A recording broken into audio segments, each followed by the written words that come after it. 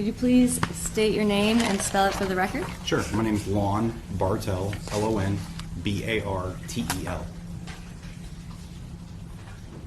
And can you please tell us a little bit about where you are currently employed? Sure. One of the roles that I have is I work for a company that builds training simulators for the U.S. military and law enforcement, where I am the director of training and curriculum as well as the principal researcher for developing that very high fidelity training material, which includes the utilization of force options, de-escalation, less lethal utilization, as well as our system has been used widely for research on human performance. And what aspects of your role there involve applying principles from sport and exercise science? Almost all of them. I have to be able to analyze human performance and portray it in a realistic way. If I don't provide a realistic example of human performance, human movement, reaction times, things like that, then what I'm giving officers or U.S. military isn't real, and it actually creates a problem where we have referred to as training artifacts, and then bad outcomes can happen. So it's incredibly important. And can you explain what some of your consulting work is? Sure. I own Versed Tactical Consulting. I do consulting on human performance dynamics, use of force, training components throughout the United States. And what type of work do you do? Any work there regarding human performance during high stress instances? Yeah. So a lot of what I do, because of the analysis of a force event, is going to be in a higher stress, probably better phrase, a high arousal state, because of the nature of the consequences of some of the outcomes. So those high levels of arousal cause changes in our body that most of us understand. You know, when our heart rate starts to flutter, or we start breathing heavy, or whatever else happens to be, and those all play into how we perform, whether it's a physical skill or decision making or identifying things, listening or paying attention. So those are all aspects that are brought in. And I guess backing up a little bit, can you describe your educational background in exercise and sports science? Sure. So I have a bachelor's degree. I graduated with honors. My college of study was actually sports science, but my concentration is actually physiology and biochemistry. While I was putting myself through college, I was working as a personal trainer and a strength coach, and I was certified through the American Council on Exercise, Health and Tennis Corporation of America, National Strength Conditioning Association.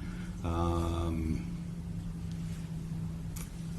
might be another one in there. And then my master's degree is actually in applied exercise and sports science.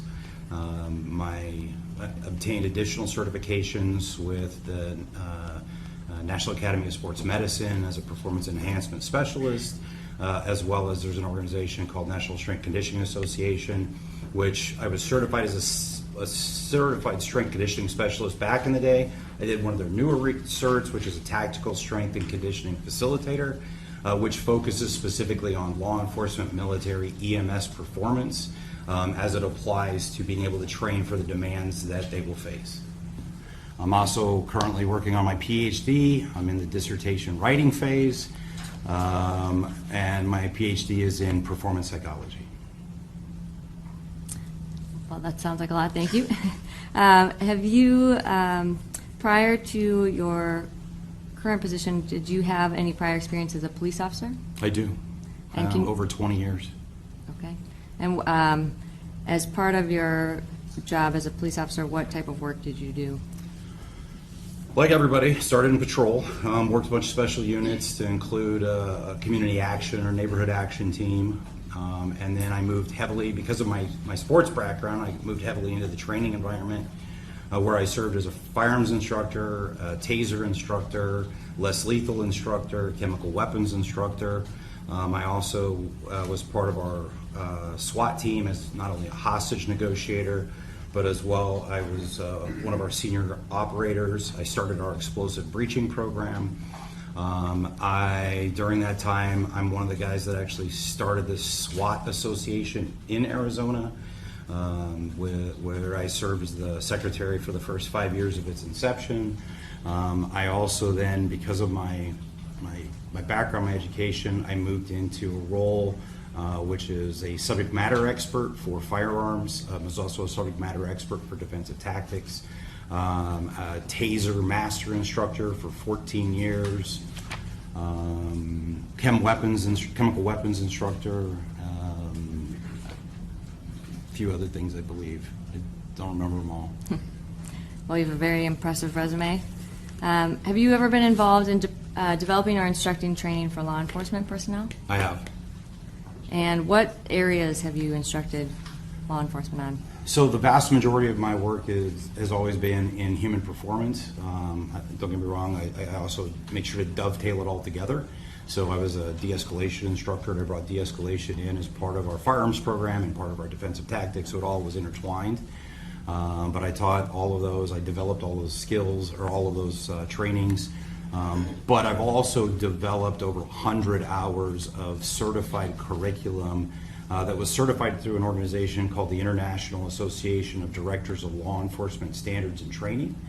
So that particular organization, 36 states in the United States accept any of their certifications, and I've developed well over 100 hours that have met their stringent requirements.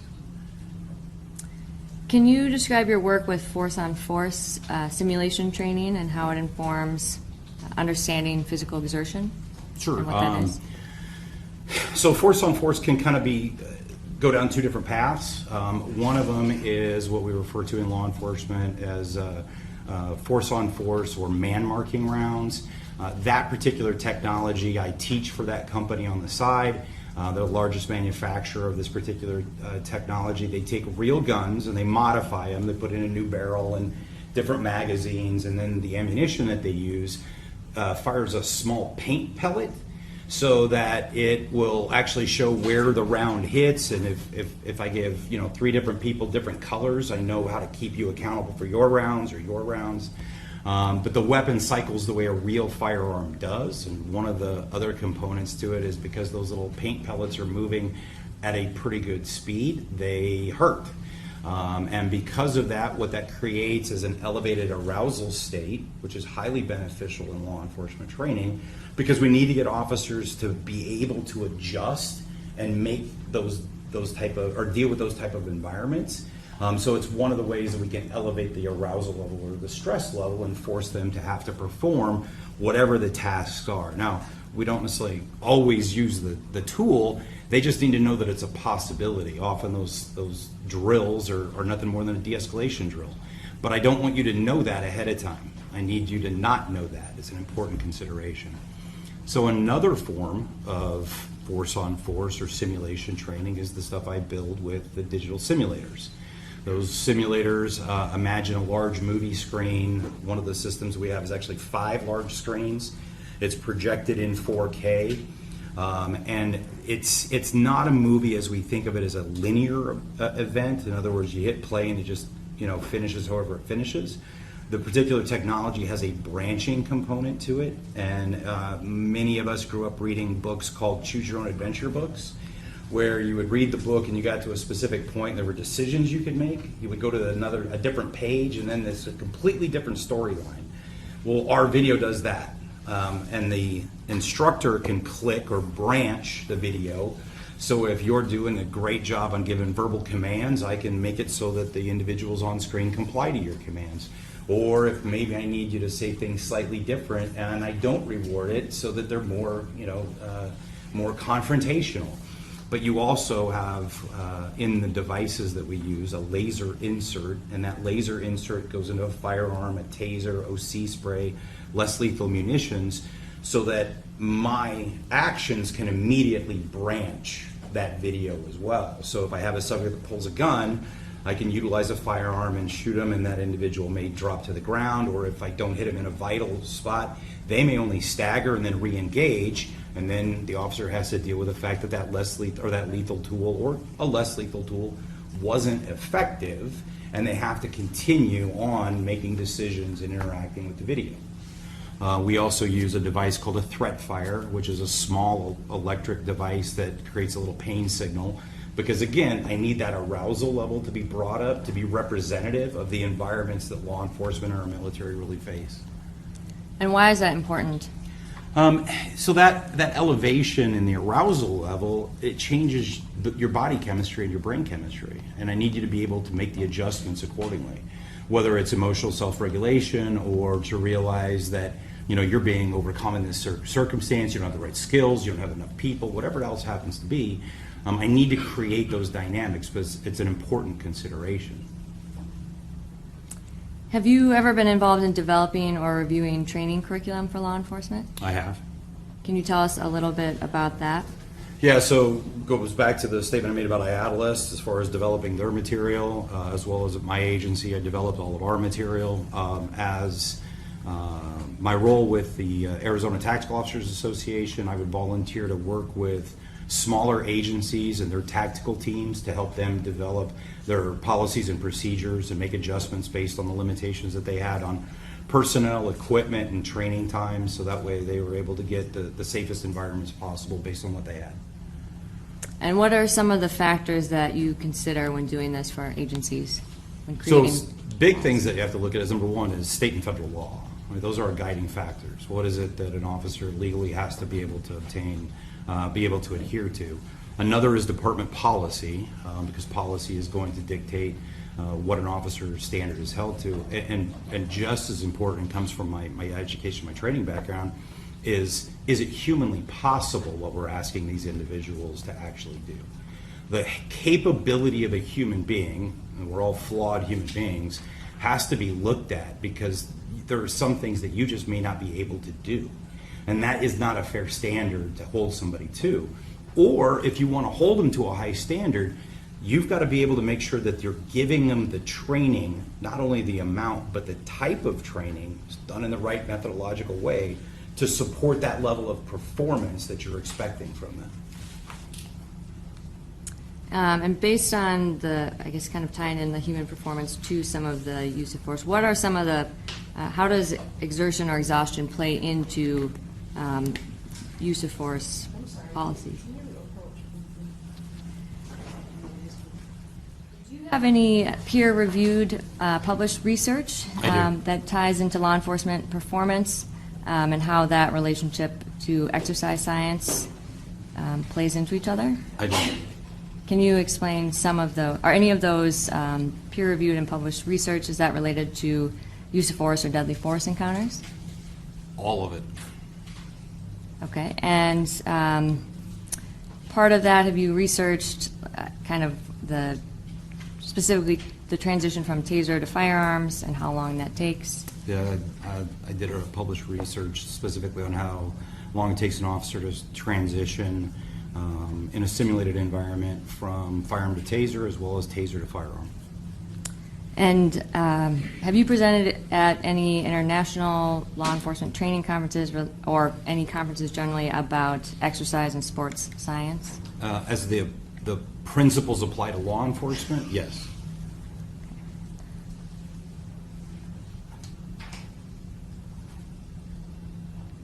And Your Honor, at this time, I would have moved to qualify Mr. Bartel as an expert in exercise and sports science and exertion and exhaustion factors. I'd like to voir dire, Your Honor. I'm sorry, you said an exertion. I'm trying to write down what you're saying. Exertion and exhaustion factors. All right, and yes, you may voir dire.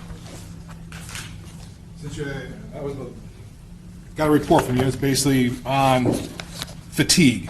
Would that be a fair kind of summary of what your report on this matter is regarding? Exertion and exhaustion, probably. Exertion, exhaustion, okay. But the peer-reviewed things you just mentioned is use of force and deadly force for how to transition from a gun to a taser. That's one of them, yes. It's one of them. But you have no published things on exercise science, peer-reviewed. Actually, all of the principles in exercise science are going to be specific to the law enforcement component. But that's a whole different thing, though. This is your law enforcement component. You're saying that exercise science, you're talking about fatigue, people getting tired.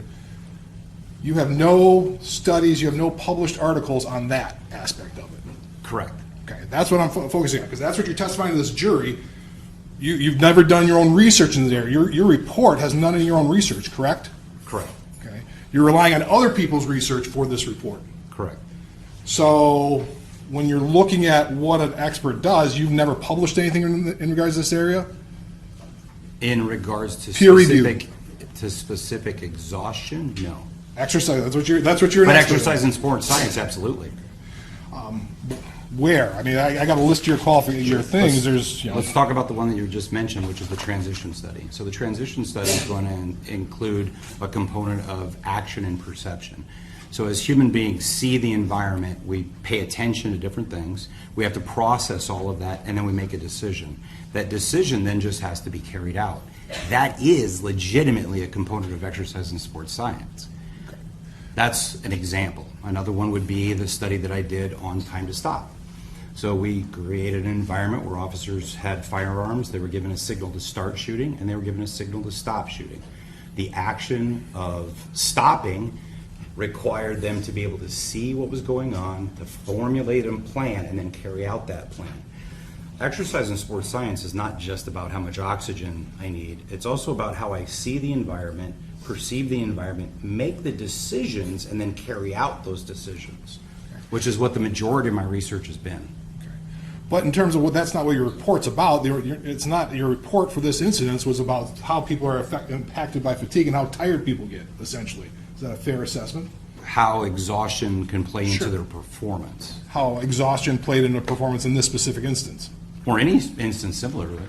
And in terms of you're still working on you're working on your doctorate. You haven't presented a thesis to defend, have you? No, first defense is in 2 weeks. 2 weeks, so you still haven't gone through that process. Correct. You haven't done any books in this area? No. And one of the things you work with, the one certification, you listed a number of certifications. The only two I have that, in the National Academy of Sports Medicine was 2021, correct? Correct. And National Strength and Conditioning Association is in 2023, correct? Correct. The rest of them, in terms of any sort of exercise, sports medicine, I don't see anything other than those two on your CV. Correct. Those are the two that I maintain. It gets expensive to maintain all the other ones. Sure, but you listed a whole bunch of them, but those have all expired. Correct. Those were when you were doing exercise. I think you said you were a trainer. Health fitness instructor, personal trainer, and strength coach. And that was back in 1997. Correct. And that was That's before where it you. started. So all those certifications and stuff were back in 1997, before you became a police officer. Correct.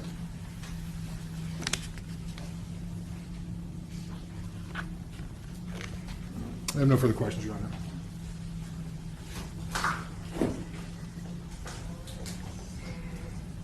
There's a motion to have him recognized as an expert in the fields of exercise and sports science and exertion and exhaustion factors. Is there an objection to that or not? I guess it goes to weight, not to admissibility, Your Honor, so leave it to your discretion.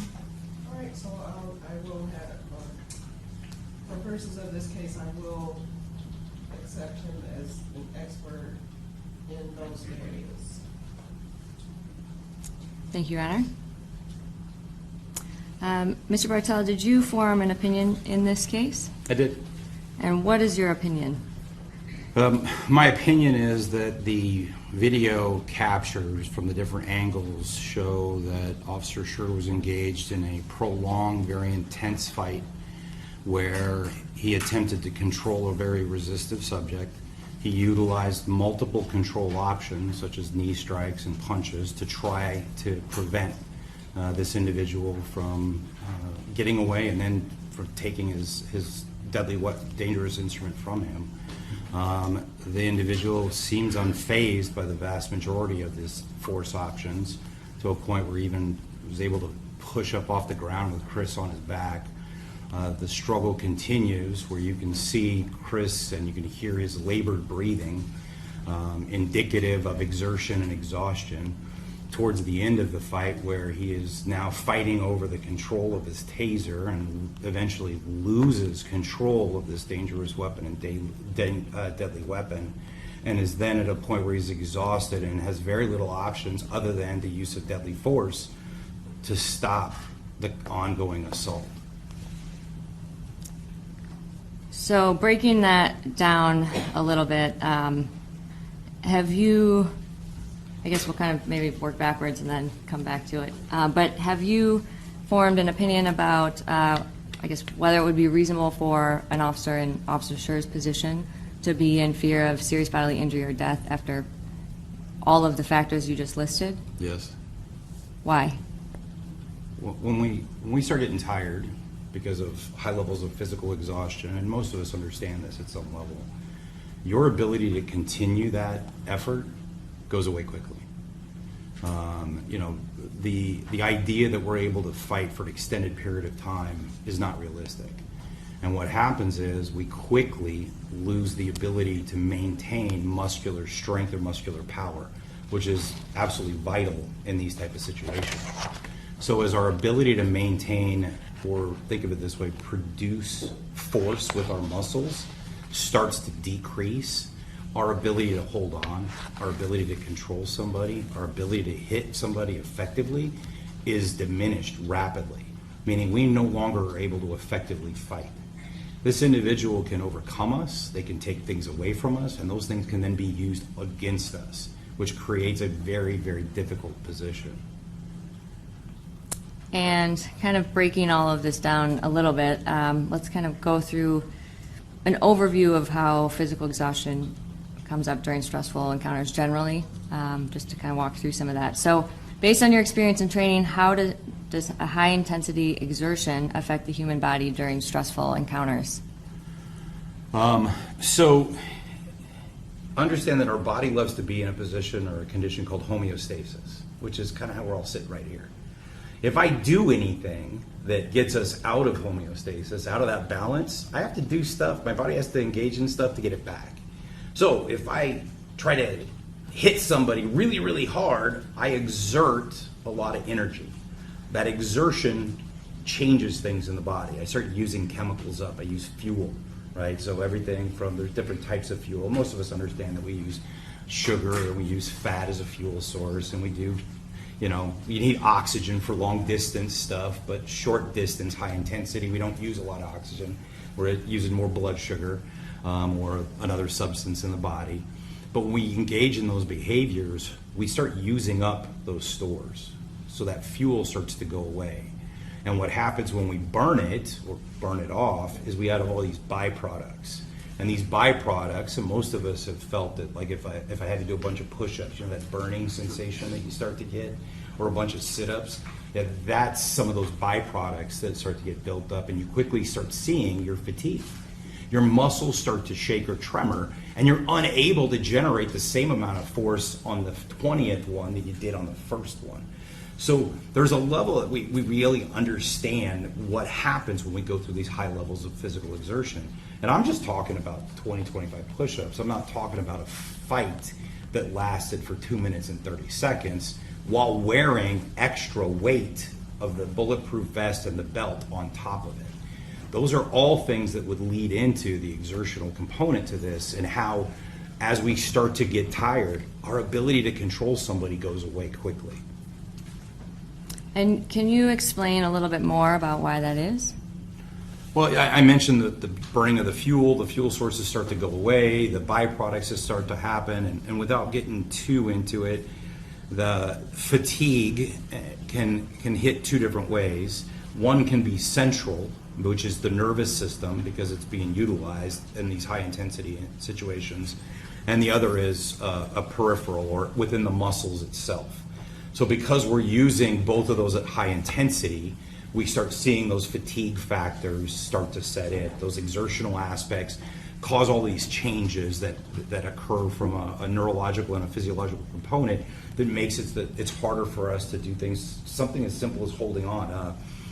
As an example, if I had a pull-up bar in here and I had you hold on to that pull-up bar, how long could you hold your body weight there before your hands are just going to give out? That's those changes. That's localized in that particular situation, but those exertional factors dump chemicals into the blood that will affect everything in the system. And you mentioned that doing something like push-ups or sit-ups is not the same as the ability to be in an all-out fight. Can you explain that a little more, that distinction? Yeah, sure. So one of the things that I did is I did a bunch of exercise testing and prescription. I've tested thousands of people when it comes to exercise testing and prescription aspects. So the exercise tests measure different components of fitness. And I'm going to take us, a lot of us, back to like high school. Y'all remember when we did like the sit and reach test and the mile-and-a-half run or the push-ups? Those are all different components. Well, sit and reach is flexibility. A push-up is muscular endurance. Sit-up is muscular endurance. A mile-and-a-half run is aerobic capacity, but a fight is anaerobic in nature, meaning oxygen is not providing a vital component actually in the fight. We can't get enough oxygen in. We've got too much other stuff going on. We don't switch over to oxygen as a major factor in burning things in an oxidative state until 3 to 4 minutes, 5 minutes into the event. It's all high intensity stuff. So this high intensity push that we do makes these changes occur, and because of the use of all these fuels, we have byproducts. And that burning sensation that you feel, the fact that I feel weakness or fatigue or tremors, that's all aspect of the byproduct in the exertion. And what happens if your body can't get enough oxygen? Well, if you can't get enough oxygen from a total circumstance, the body dies. But oxygen itself in these type of situations can't produce enough energy to keep up with the physical demand. I talked about the different exercise testing. So a mile-and-a-half run is aerobic. A mile-and-a-half run doesn't give you any indication of your ability to fight. It just means you can run. The body functions on this thing called specificity, meaning if I want to get better at running, I have to go run. I don't swim. If I want to get better at lifting heavy weights, I have to lift heavy weights. If I want to get better at anything, I have to engage in that particular task. A run in an aerobic state, I'm not talking sprinting, a mile-and-a-half run is an endurance issue. It's not a fighting issue. Those are two separate components, and there's a significant amount of research out there that these generalized fitness tests are great for fitness components. They are not indicative of measuring somebody's capacity to actually fight or to sustain anaerobic power. Anaerobic power is a completely different test. And what type of power is your body using if you're in a fighting situation? Anaerobic. Okay, and that was what you were describing, where it targets the large muscle groups? Or Yeah, how so can you explain big, that? it's not just the big muscle groups, it's the fact that the big muscle groups are having to generate high levels of force. So think about the difference between, if I'm running, a mile and a half, I don't have to produce a lot of force, I just have to do a lot of it, right? Multiple steps. But if you need to push your car out of the roadway, that's large muscle groups, right? That's anaerobic in nature, that's generating high amounts of force. You're not pushing your car a mile and a half, right? Not happening. Because it's not the same. The legs are moving, but it's not the same. One is generating high levels of force, the other is low levels of force just repetitively. So in an anaerobic state, I have to produce large amounts of force. And without getting into the recruitment of muscle fibers, I recruit certain type of powerful muscle fibers that will help with that, but they don't use oxygen very well, and they produce a lot of these byproducts very, very quickly. And what does that do to someone's fatigue level? It drives it up immediately. I mean, you can get people fatigued or gassed within 15, 30 seconds of a super high intensity exercise.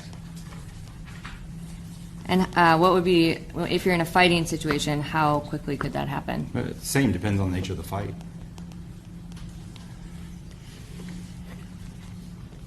And in this case, you reviewed the video, correct?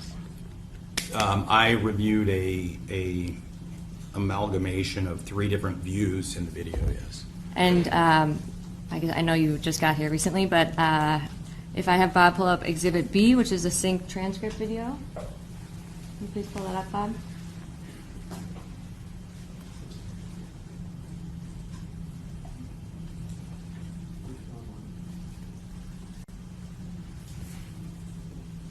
And if we could dim the lights, please. Exhibit B.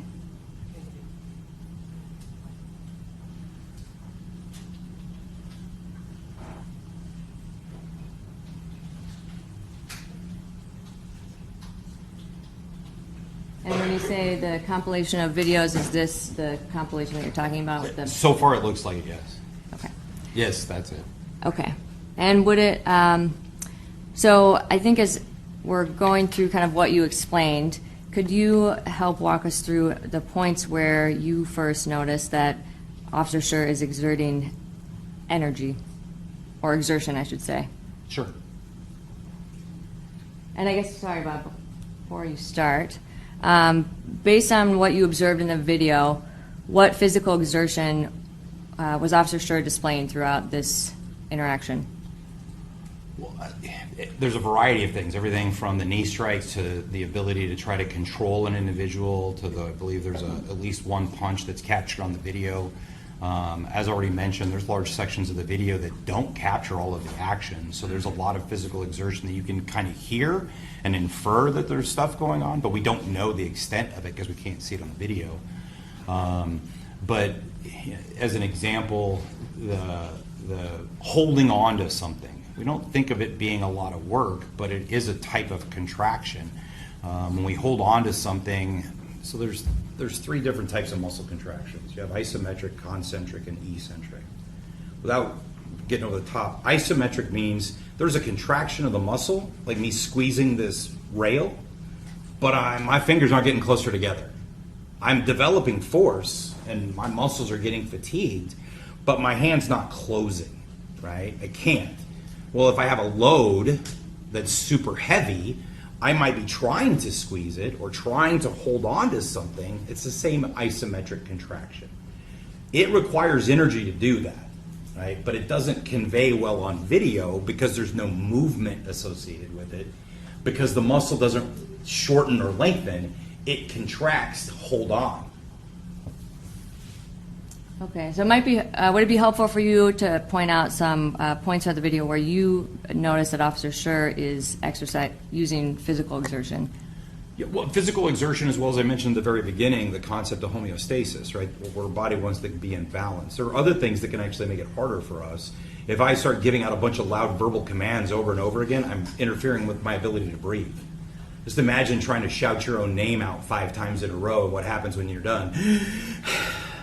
Because I need to go back to homeostasis. So there's a lot of things that will actually play into the exertional component on this. Okay, and what would be the first thing that you observed about Officer Schurr's conduct throughout this? Like, when was the first time that he would have been exerting some type of... Well, the changes in breathing pattern happen when he gets onto the radio, when he grabs on, the chase that occurs as he's trying to make contact. All of that would be some level of exertion, or the starting point for it. Okay. Bob, can you take us to RFN 3193, please?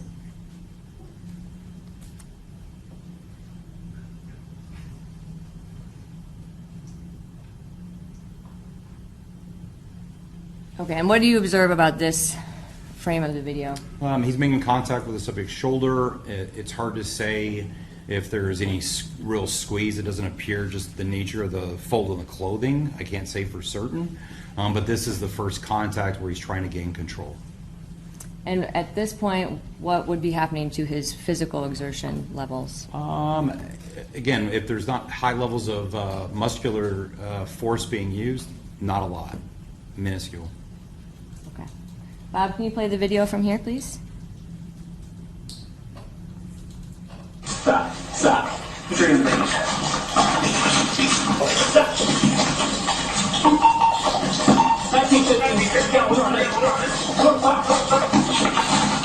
Stop it there.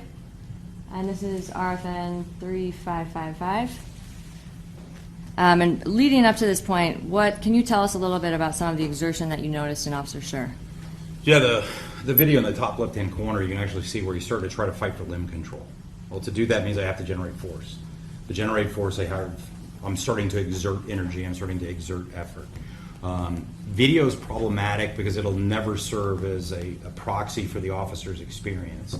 The same way that as you're sitting there looking as I'm squeezing onto this rail, you have no idea how much force I'm generating on this.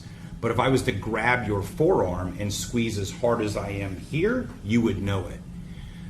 The officer feels those things. Video can't capture that. So that's one of the challenges in this, is we know there's exertion, we know holding on is exertion.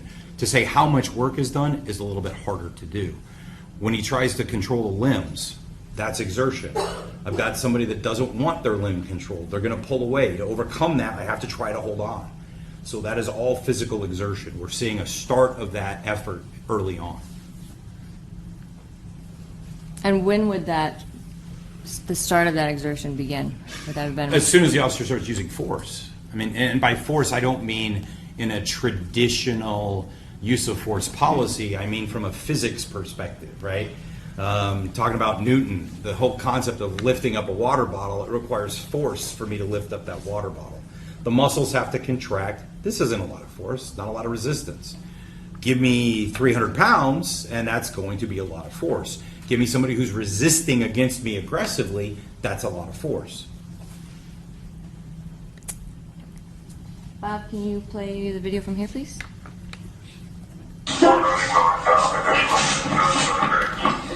And can you pause it there? Can you zoom in on the top dash cam video, please?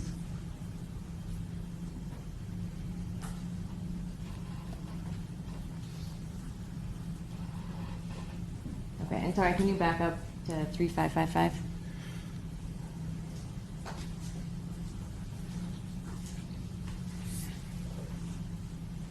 Okay.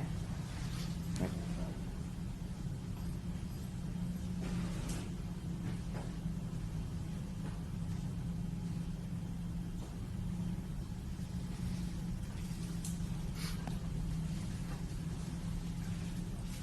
Okay, so we're at the point where Officer Schurr has tackled Mr. Leolia to the ground, and then I'll play it forward briefly, and then can you just, well, why don't you explain, once he tackles him to the ground, what type of physical exertion would Officer Schurr be using? So, and I already mentioned the homeostasis component. When he gets on the radio, though, he's shouting out location and what he's got going. Remember, I talked about the whole concept of if I shout my name a bunch of times, I get myself out of that homeostasis. It takes time to get back in. So that's a component that plays into his performance.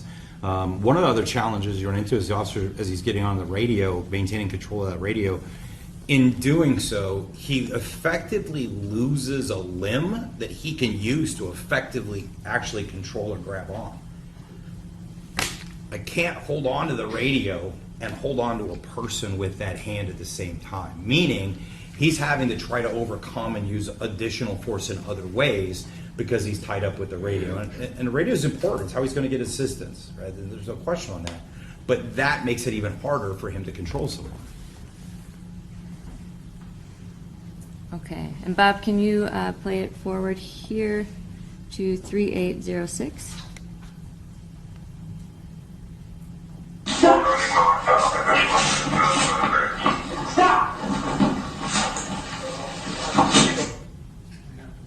Oh, sorry. Okay.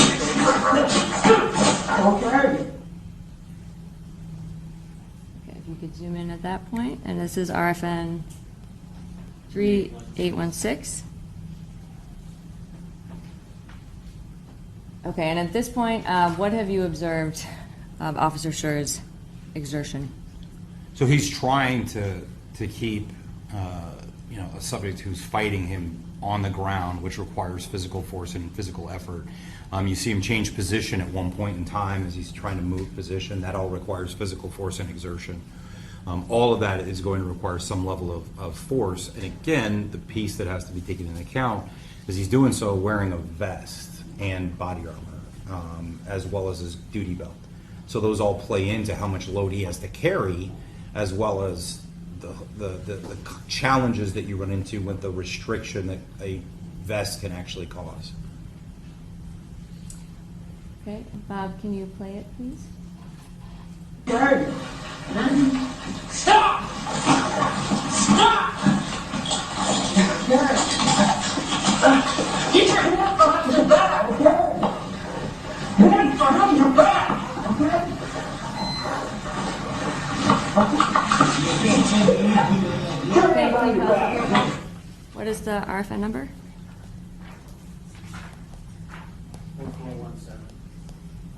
Okay.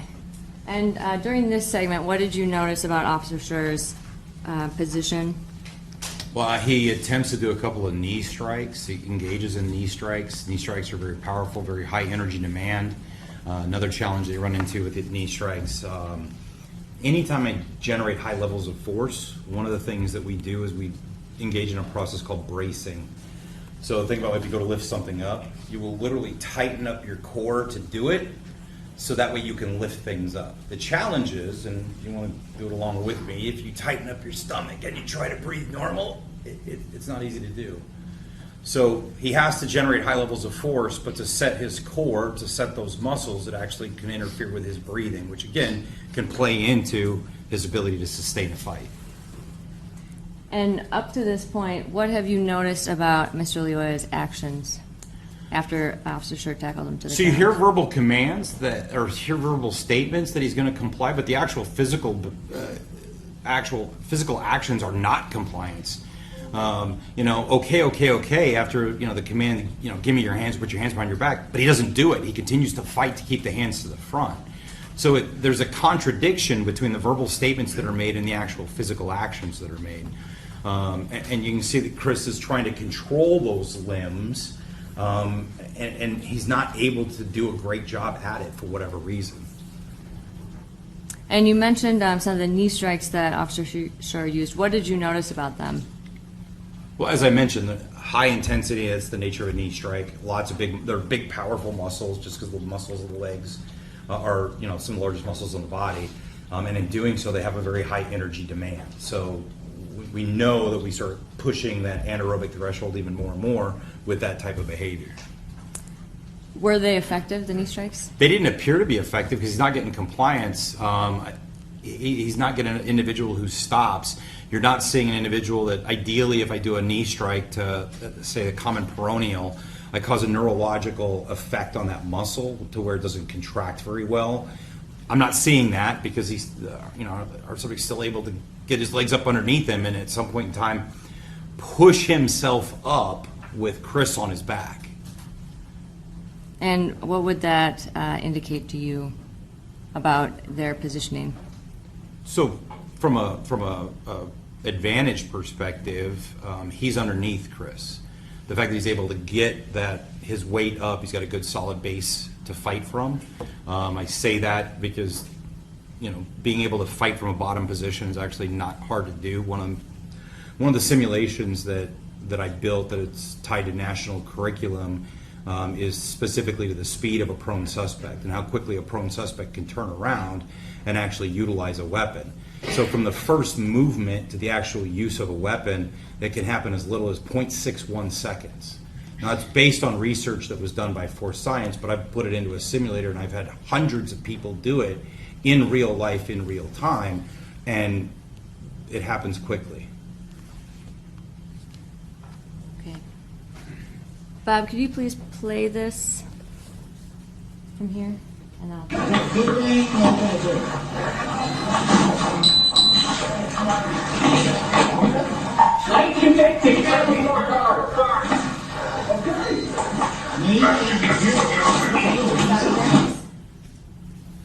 Okay, and I think this is what you were just talking about, but is this what you were talking about with Mr.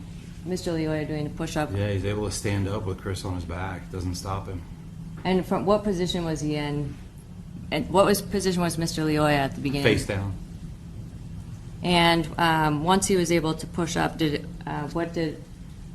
was Officer Schurr in a position of tactical disadvantage? When you see Chris's feet lift up at any point in time, he's at a position disadvantage because his center of gravity is actually not his own at that point. He doesn't own it. He doesn't have the ability to push off the ground because his feet aren't in contact. That's all problematic. The concept of just because I'm on top, I'm in control is not necessarily the case because I've got to have good solid control over a limb, whether it's an arm, a leg, as well as a head. Otherwise, I have individuals that can stand up like we just saw, or spin. And how long, or I guess how quickly is someone able to experience fatigue when they're in this type of dynamic fighting situation? Yeah, I mean, compromised with the breathing capability as well as high levels of physical exertion, you can get people fatigued within 15 seconds, 30 seconds. And within, your first 30 seconds to a minute of exertion, your physical ability to contract your muscles is already starting to compromise. And are you aware that in this case, I think you were here for the beginning or the end of Mr. McFarland's testimony, but that the fight here lasted for roughly 2 minutes and 28 seconds? I am. Okay, and within that, how would that affect Officer Schurr's ability to fight? Well, the longer the fight goes, the more problematic it is, the more exhaustion and fatigue is going to play into it. The more of those chemicals are produced that actually inhibit our ability to hold on to stuff or contract our muscles effectively.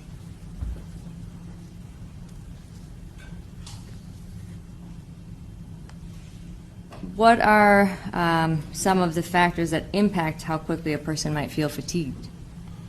Well, the demand of the activity is one of the bigger ones, right? How is it a high power activity like we're seeing here, or is it a lower power requirement? The difference between walking 5 miles, which might take us an hour and a half to do, versus something that I've got to do within seconds because I've got to generate high levels of energy or high levels of power, which require high energy demands.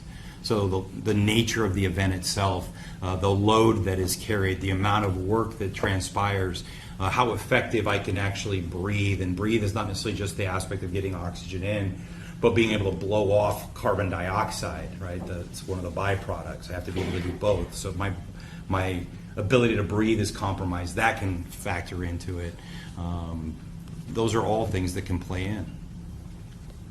And when Officer Schurr was on top of Mr. Lioya, was there anything that would be impacting Officer Schurr's ability to breathe based on their positioning?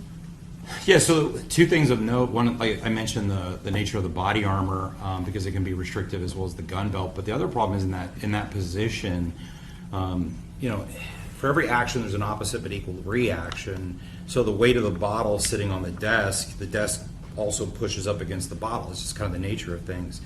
So you see Chris's stomach actually sitting across the top of the hips, throughout some of the points in the video itself. Well, as that occurs, the body is actually pressed on. That makes it harder for me to breathe. Imagine laying over the edge of this ramp or on the edge of your couch with face down with it on your stomach, and now trying to actually inhale and exhale. It's all compromised. And sorry, I realize we have RFN 4829 on the screen, but you're talking about a few frames prior to this when he's on the ground. Well, there's a couple of portions. I mean, when they first go to the ground and then towards the end, so it happens more than once. Bob, can you back the video up a little bit? And can you tell us what points you're talking about? Sure. So we're starting to see this here, where he's over the top, and again, body position and the body underneath. The body underneath is going to press up against Chris. That's just the nature of physics. So you start to see that occur. Sorry, for the record, this is RFN 4640. Okay. Bob, if you could play it forward, and then can you tell us when to stop when you see the next position? If you're talking about a position where the respiration is now potentially compromised because of both individuals' body positions, that's going to be towards the end. But you've got molar strikes that occur between then, or between that event and this event. There's other physical exertion that's going on throughout this time frame. Okay. So I probably am doing this the backwards way because I didn't have the RFM number. So I apologize. This is confusing. But would it be easier for you to explain this if we backed the video up? Or you can continue from here. I mean, you do. I'll do whatever it is you need me to do. Okay. We can just go forward from here and then. Bob, if you Take me out of your car.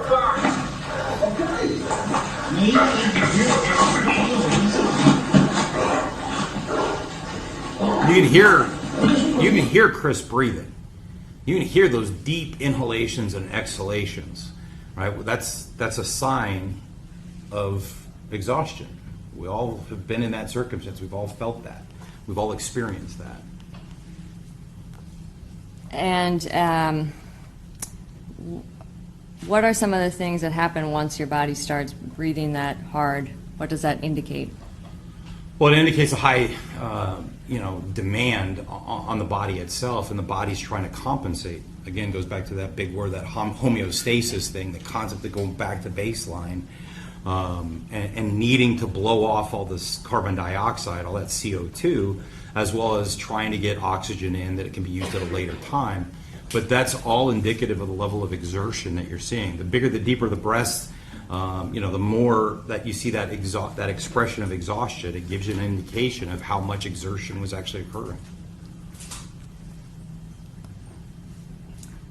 And Bob, could we actually switch to, oh, and sorry, for the record, this is RFN 4,963.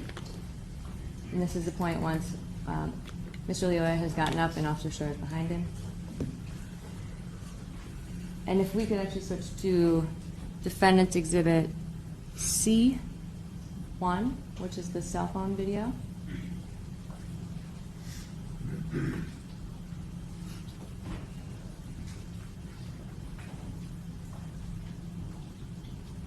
And if you could play this to kind of where we were at, I don't know exactly where on this video, but if you could go.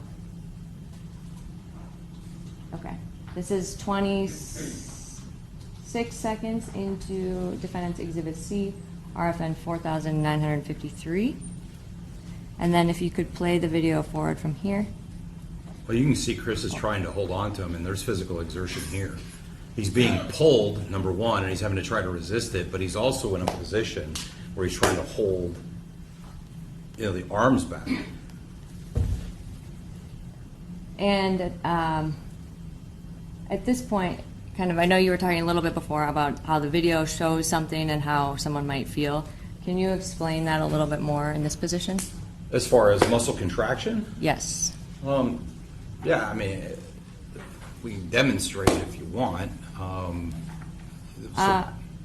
Your Honor, permission to have Mr. Bartel step down from the witness stand to do a demonstration? Okay, and what is he going to, is he just going to reenact what's in the video? No, Your Honor, I mean, the point is that muscle contractions, as we see on here, that isometric concept, anybody that's in the room, if they put their hands together and they push as hard as they can as they're trying to collapse their hands, you're not going to see on video that there's a lot of movement. But there is absolutely a ton of muscular contraction that's happening, and fatigue will start to set in. You'll feel it. So just because the video doesn't show an arm move doesn't mean that the muscles aren't being used significantly. I just don't know what demonstration you're going to ask him to specifically do. So just kind of to explain, and I guess we can go forward at this point. He kind of did a little bit by pushing his hands together a little bit. Or if anybody wants to experience it, if you want the jury to experience it, they can do it. I mean, it's your call, Your Honor. They can if they want to. I don't know that it's, they don't have to do it now, but unless they. I think if they want to, I don't know. I think what he's trying to say is just like how much force can And how quickly can the be muscles are going to used, fatigue. and what that does to the body, even if you can't necessarily see it on the video. I think he testified. Okay, Your Honor. All right, so we'll move forward from here. Bob, can you play the video, please?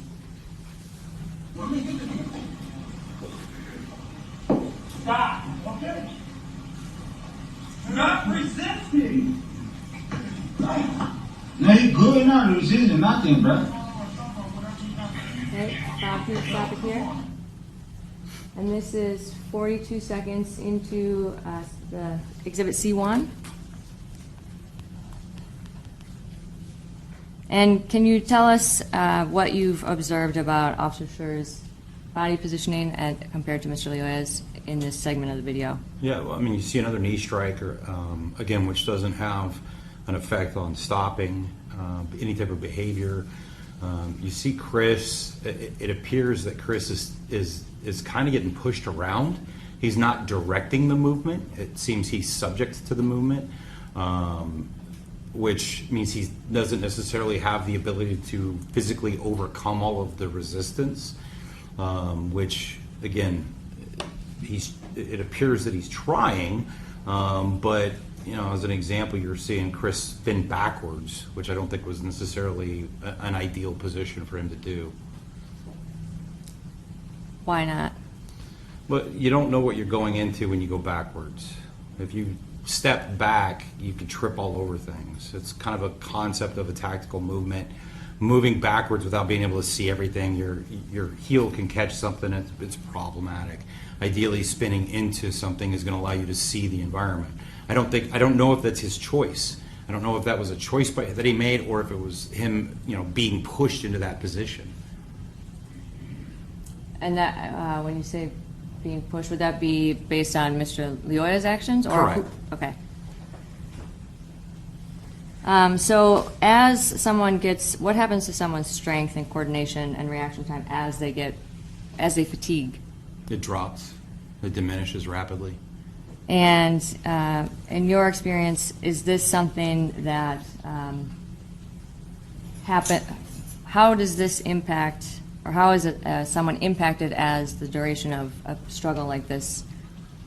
Well, How is the that longer the impacted? struggle, the longer I engage in high physical activity, the weaker I get. I mean, that's one of the reasons, you know, I get to teach across the country. Agencies are aware of this. They've built it into their Graham factors, or their totality of circumstance. Exhaustion and fatigue is a primary consideration, because as this fight continues, my ability to sustain any type of fight, to hold on to somebody, to retain or regain control of it, it drops. The longer that fight goes on, the weaker I get, and that's a problem. Okay. Bob, can you play this forward, please? From RFN. Oh, yeah. From RFN 5410.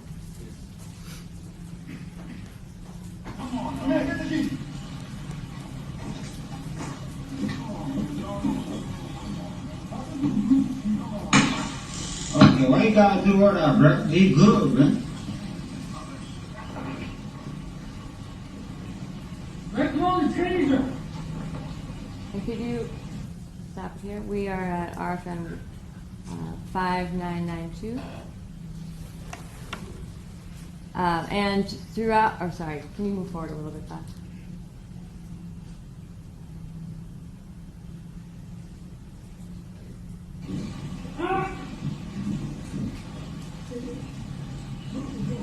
Let's go the taser. No, like he good, like you can talk to him, bro. And could you stop it here? We're at RFN 6480. And earlier you had mentioned there are things that you can hear and not necessarily see on the camera. And Mr. McFarland had previously stated that there's about 33 seconds of that. So what does that indicate to you about what might be going on during that time period? There's unknowns. We can hear exertion, but we don't know how much other exertion occurred or what else Chris tried, because we can't see it on the video. And does that have any effect on the total duration and the total exhaustion that Officer Schurr might have been feeling at the time? Yeah, I mean, the more that you try and fail, the more problematic things are.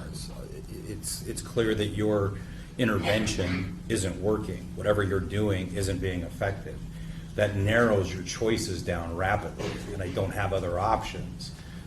So if I hit somebody with everything that I have and there's no effect, that becomes a major concern. What do I have left? That's not it. Okay. And Bob, are you able to switch to Defendant's Exhibit C3, please?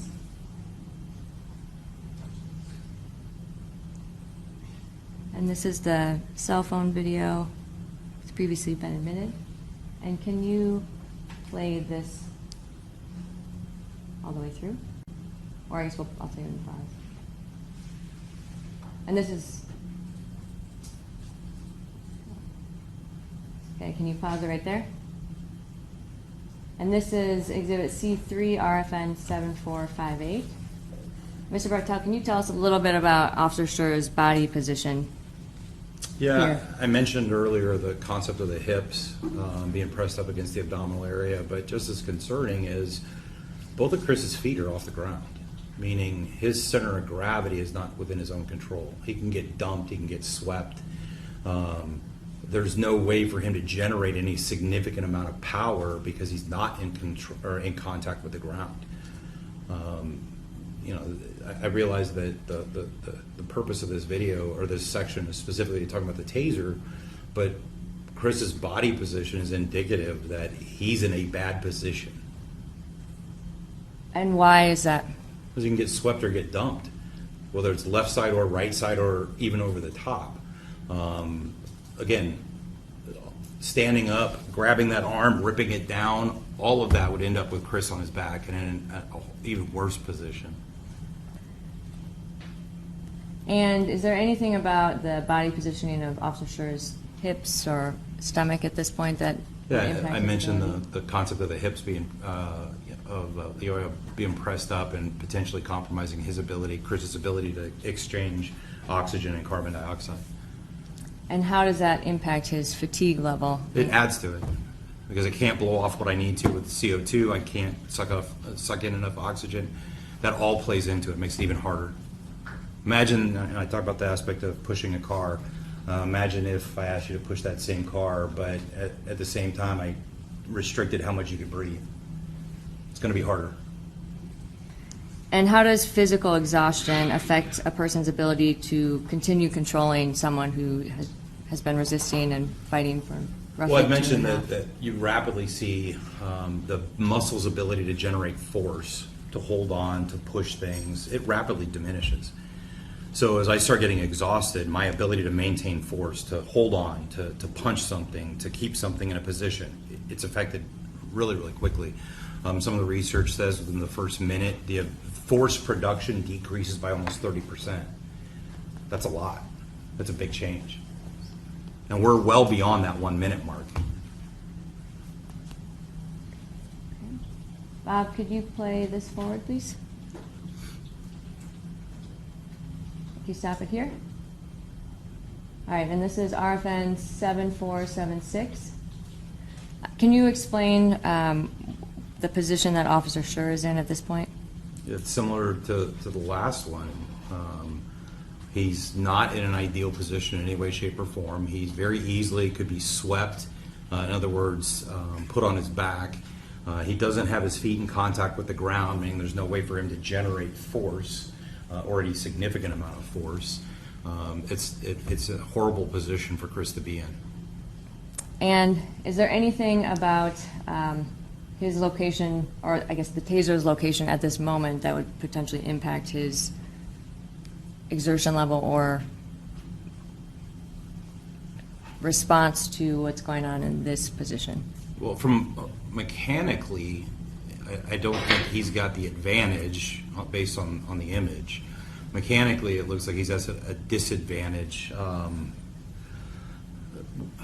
So, depending on how much purchase, how much control there is on the device itself, it can dictate how much control or your ability to actually maintain control.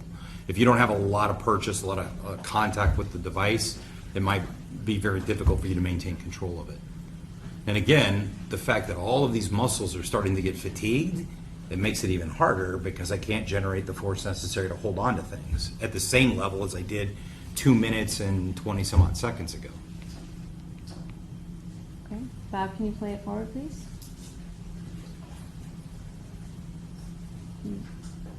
Stop it here. Okay, and this is RFN 7504. And at this point, can you talk about the body positioning of both Officer Schurr and Mr. Lioya? Yeah, I mean, it's not an ideal position, obviously, for Chris. The challenge that we run into is his body is actually starting to slip underneath Lioya, meaning that once the control of the taser occurs, activation against Chris is really pretty easy. We're talking, and I realize it's a two-dimensional video and trying to represent three-dimensional space, but based on where their positions are, that taser device is very close to where his thigh is underneath the abdomen area of Lioya right now, meaning they're close. There's not a lot of movement needed. Can you play it forward, Bob?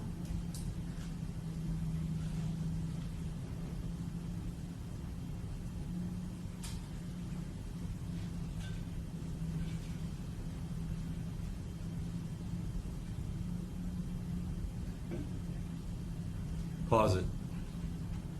And I Chris think- is having to place his hand where it is on that shoulder to brace himself.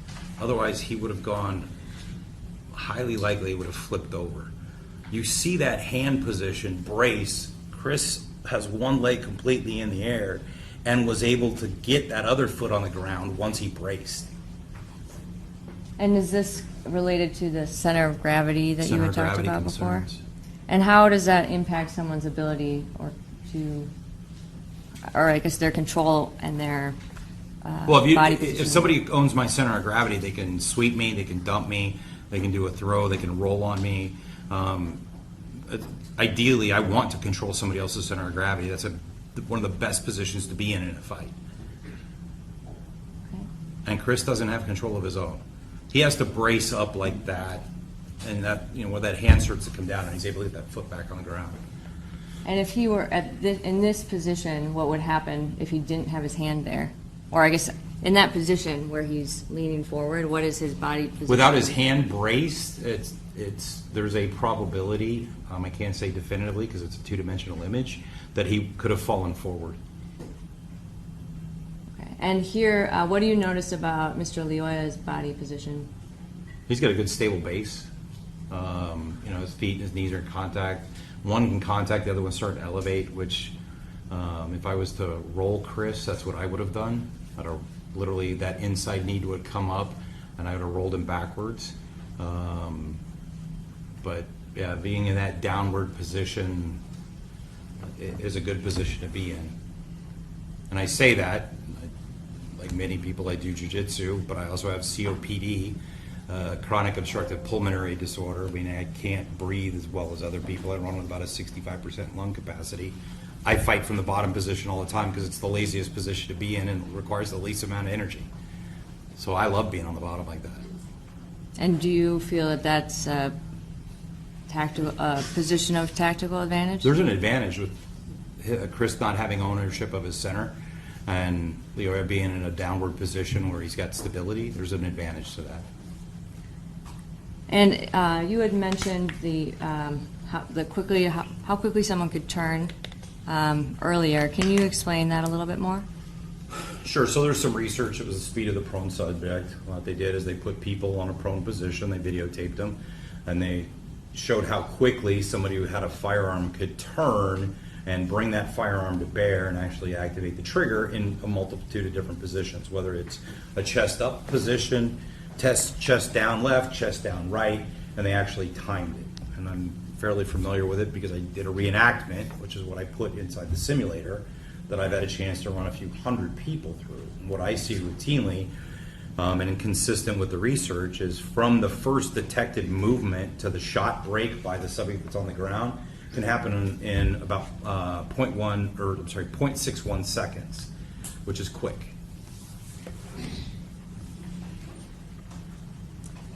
Okay, Bob, could you finish playing this video, please? Okay, and this was the bystander cell phone video in slow motion. So, Bob, could we have you pull up Defense Exhibit C2?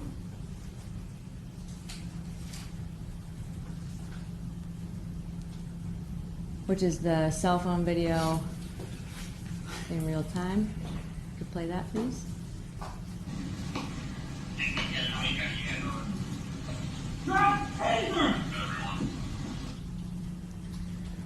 And part of what you had mentioned was some of the speed that someone could turn. Is that related to like the action beats reaction concept? No, I'm just talking about the ability for somebody to turn. I'm not talking about the individual that has to be able to perceive that turn, formulate a plan, and then carry out the action on top of it. That makes it even further behind the time curve. I'm just talking from the first movement to the shot break. That doesn't even account a human having to actually respond to it. Okay. And how does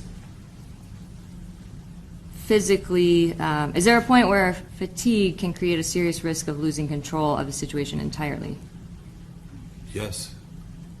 Can you explain when, how early or late, like when that can I mean, happen? everything from when physiologically we've got nothing left to give, to the fact that, as I mentioned a bunch of times, that as we start to get tired, our ability to hold on to something, to continue to fight, to produce force is diminished. Where our arms don't even want to, we can't even hold our arms up anymore because we're so tired. So all of that can play into it.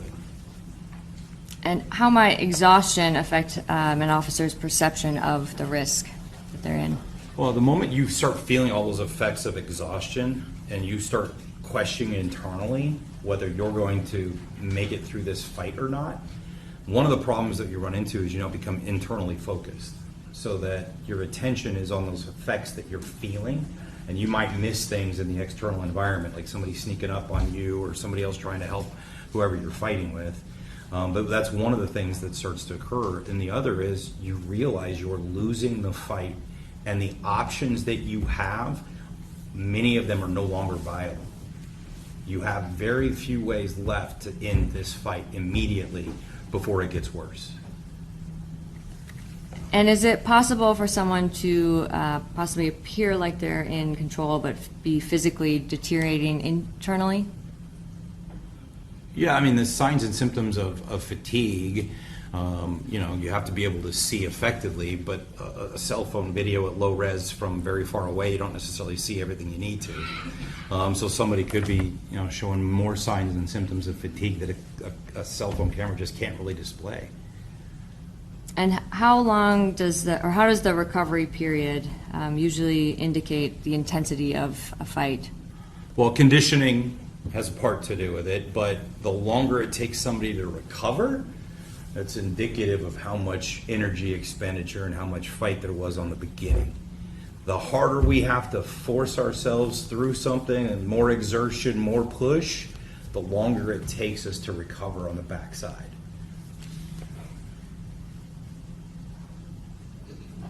And Bob, I guess throughout, you've watched the whole video all together. After Officer Schurr, after the shot is fired, did you notice anything about Officer Schurr's exhaustion level? Well, you can see signs and symptoms of exhaustion, there's no question. You see the big exhalation, you hear the breathing, you see the discoloration on his face. Those are all examples of where we start seeing exhaustion express itself. And can you explain, like, when you see the breath, his breath come out, can you explain? Yeah, what so there's that is big, from? deep breath, and I'm trying to get all that CO2 out, and that big, huge inhale and then exhale, and that deep breathing that we've all experienced and we've all gone through as we're trying to recover. That's indicative of how intense the fight was.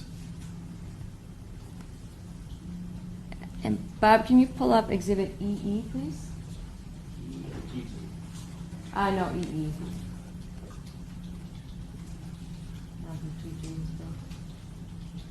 And then can you go to the 29-second mark, please?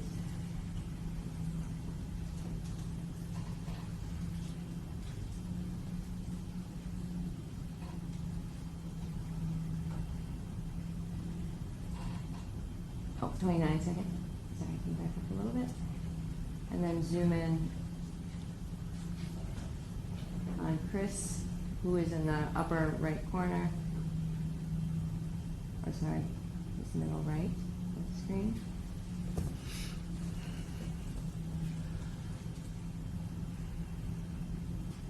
Sue, if you could dim the lights, please. Thank you. Okay, and then if you could play this forward for about 10 seconds. All you need.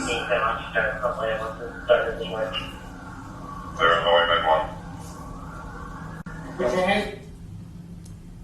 And is there anything about Officer Schurr's demeanor at this point, which would have been over a minute or two after the shot was fired? That indicate the exhaustion level? Yes. Oh, absolutely. Even in the questionable video. So think about it. Every other officer here has got both hands on a gun that they're pointing on individuals. Chris can't even hold up his left arm. It is literally straight down here, and he's holding the gun like this. That shows signs and symptoms of somebody who's excessively fatigued. And what is there anything about his breathing or his body position that would indicate his fatigue level? If you can play it again, I wasn't seeing any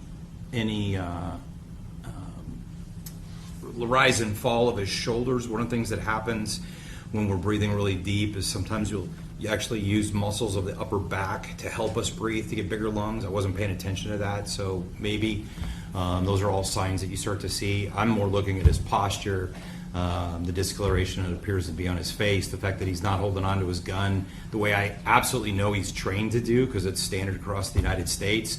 That I've seen multiple times on officers that are absolutely exhausted. And what would that indicate to you about the amount of energy and exertion that Officer Schurr had been using up to that point? Yeah, back to my statement that I made earlier, those type of signs and symptoms of exhaustion give me an indication of how intense that fight was for Chris. And once you get to a point of exhaustion, how does your exhaustion impact the risk to an officer once their taser has been taken from them? Well, again, just the ability to maintain control of any weapon is problematic as I start getting fatigued. I lose my muscular control, my muscular coordination, the ability to hold on to things, to defend myself. Those are all problematic. Taser is just an example of one weapon that could be utilized or taken away from an officer. And would an officer who is already exhausted be in greater danger once someone has control of a taser or other potentially deadly weapon? Absolutely. Why?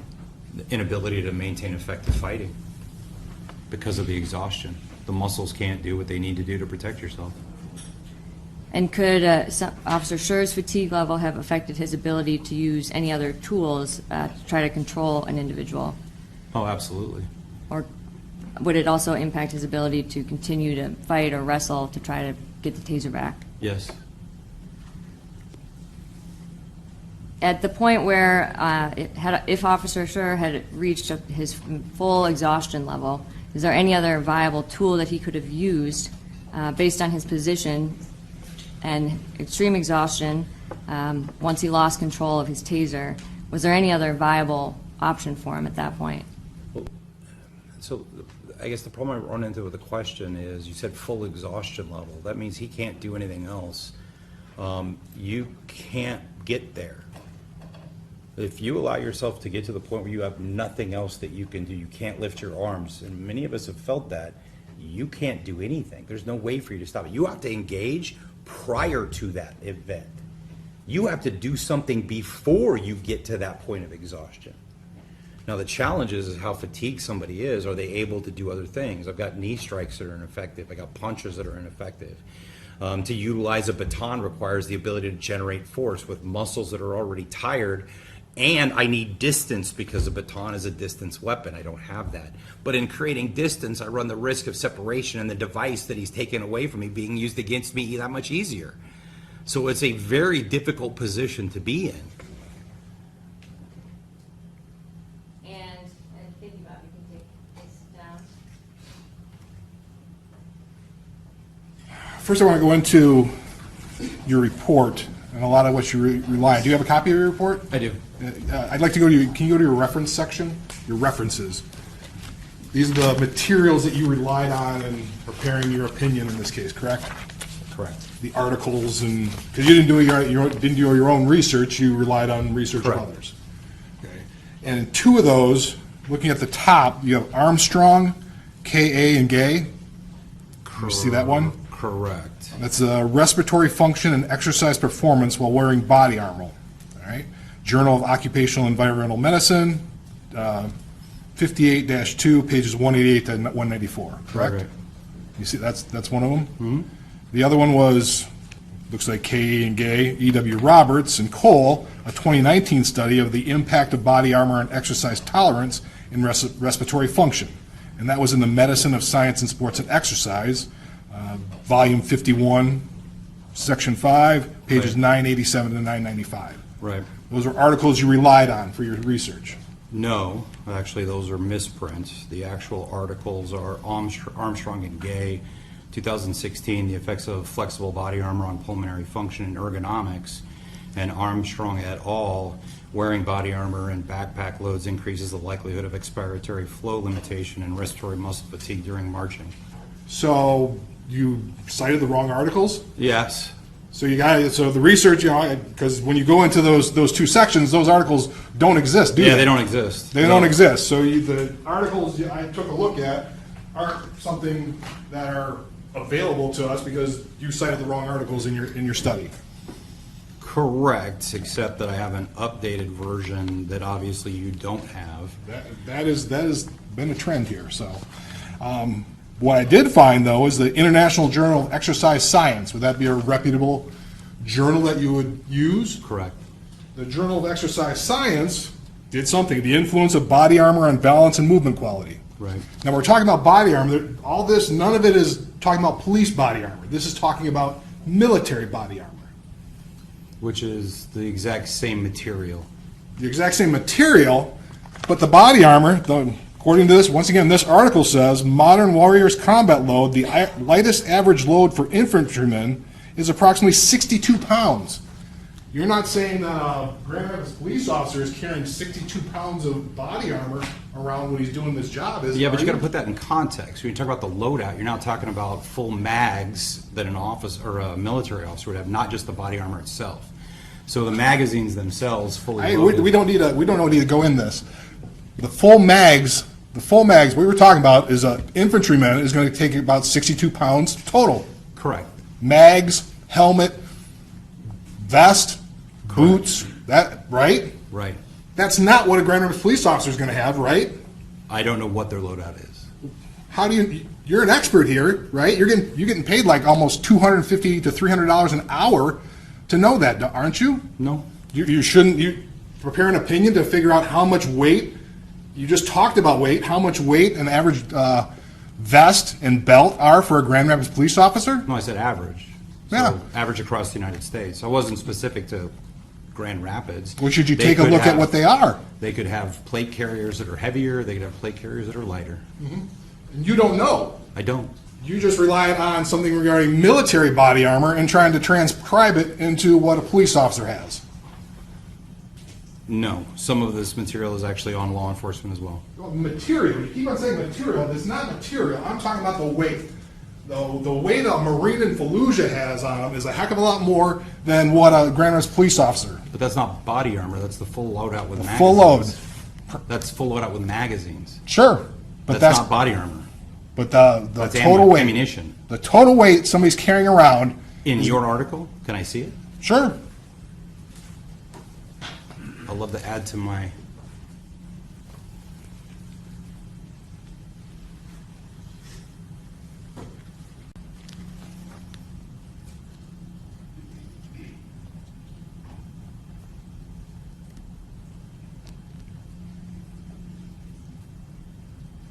Yeah, so they're talking about combat loads and then talking about body armor. Where does it differentiate in the study? It's talking about combat loads, exactly. When an But infantryman they talk goes about out. both. Yeah. They but when talk you about combat loadout and body armor, but what I'm looking for is where in here do they differentiate in the study? But we're Because what they talk- said is the average infantryman that actually goes in a loadout, but not necessarily what was used in the study itself. But an average infantryman going out into combat is going to carry about 62 pounds, correct? Right, but I don't know what And was that's used in gonna the be- study. That's going to be a lot different. A Grand Rapids police officer is not going to carry 62 pounds. Agreed. Okay, that's the point. But that's what your study was based on. That's what your opinions were based on, at least military comparisons, correct? On body armor, not necessarily the loadout of the ammunition.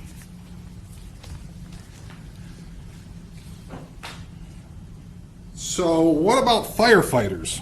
Firefighters have to carry about 45 to 75 pounds when they go into a fire, don't they? With an SCBA, yes. Yeah, I mean, that's, so they've got a, fires aren't usually done in 2 to 3 minutes, are they? Not necessarily. It depends. I mean, I'm not saying, but, most fires, if you're going into a house fire, if you're going into a building fire, they've got to carry that around for more than 3 minutes, don't they? Correct. All right. They're able to function for longer than 3 minutes with that sort of load. Yeah, but hold on, you're conflating somebody going into a structure that's on fire with having to exert high levels of physical exertion. Are you asking me, could a firefighter drag a body out for 3 minutes? No.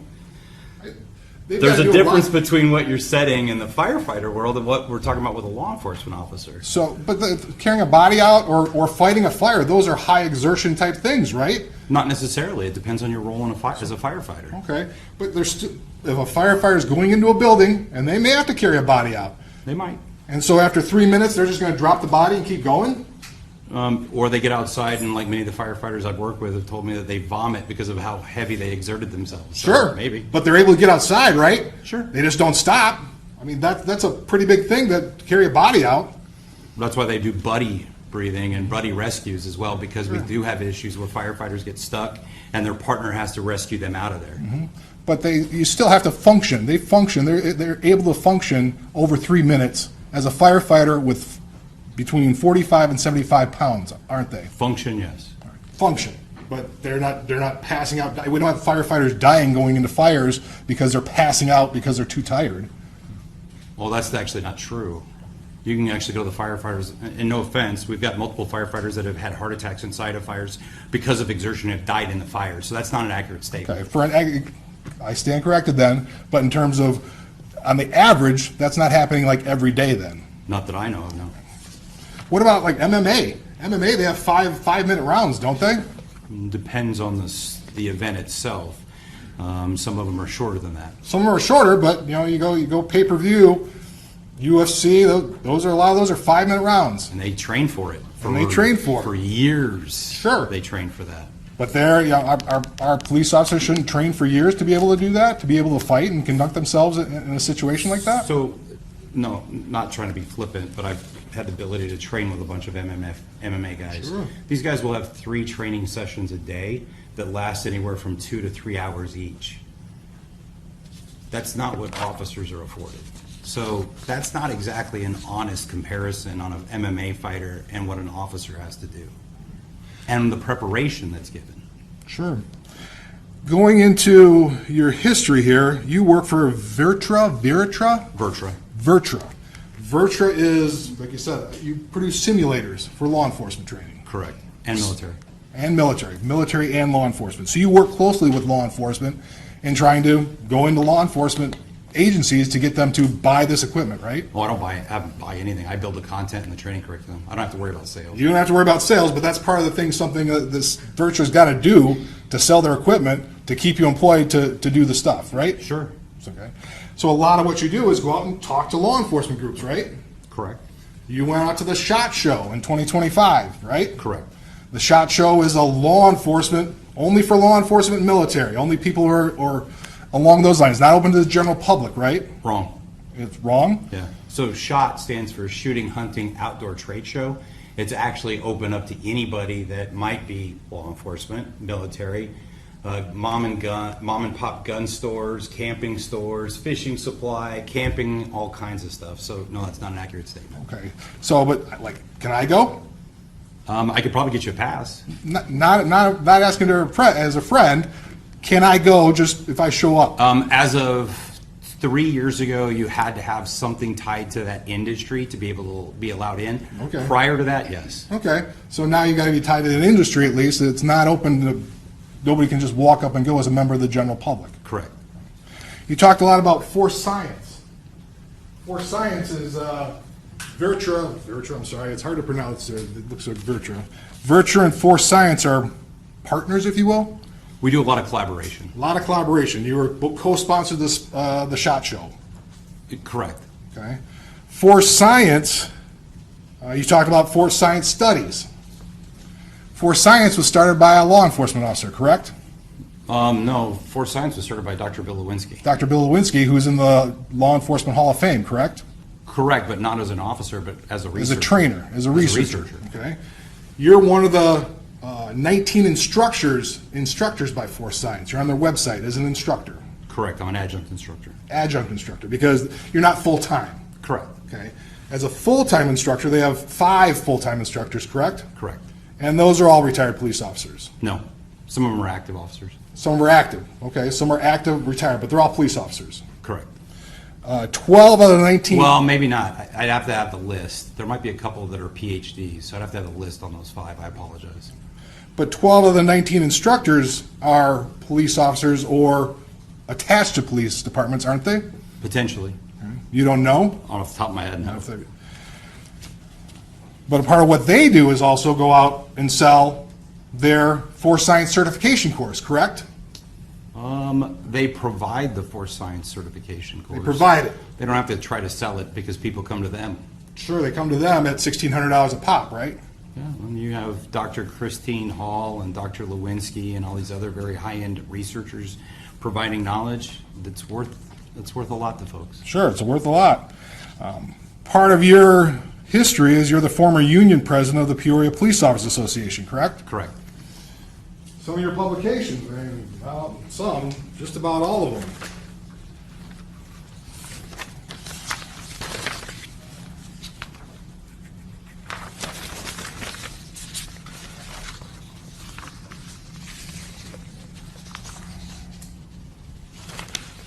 Oh, so the Police Journal is one of the things you publish in?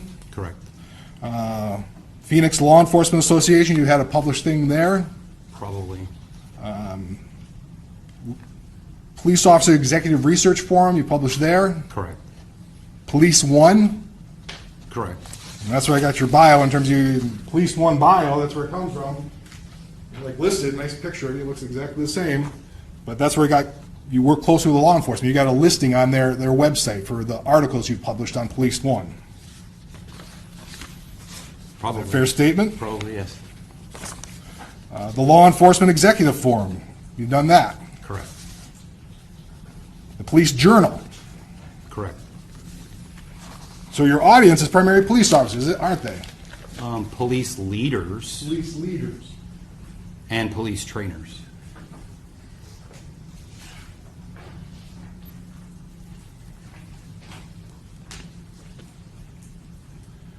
Well, some of your articles you've posted on LinkedIn, haven't you? Correct. Now, you're familiar with this one, Police Use of Force, an Officer's Perspective. Correct. That's your article that you wrote that. Correct. And it's a little while ago, 2016 it came out. Correct. In that you wrote, for full transparency, I want to disclose a few points.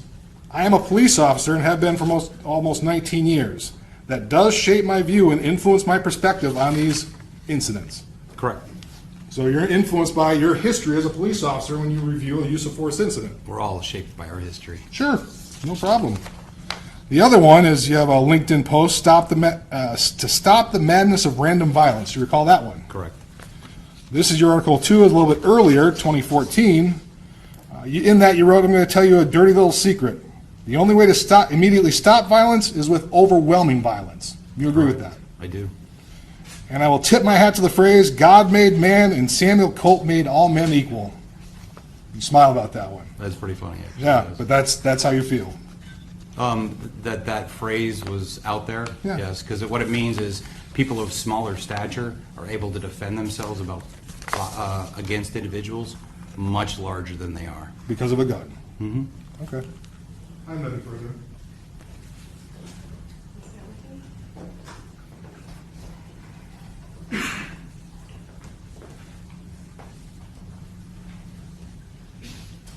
I just have one follow-up question for you.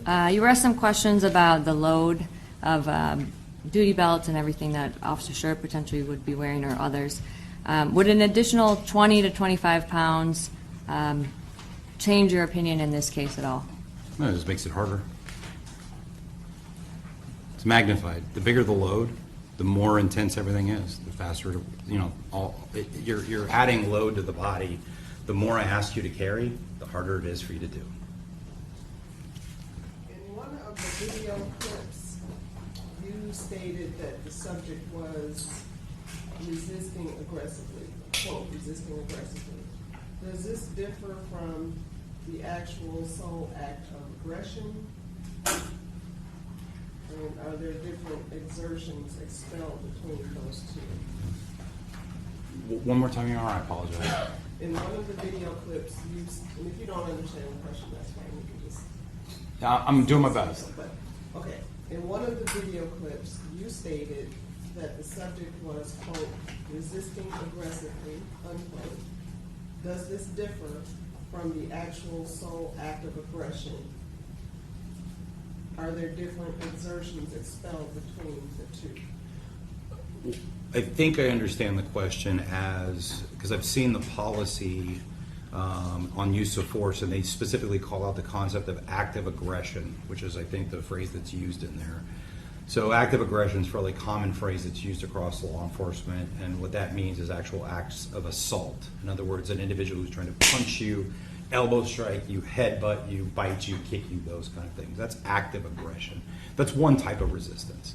Other types of resistance can be what's called defensive resistance, and it can still be done aggressively.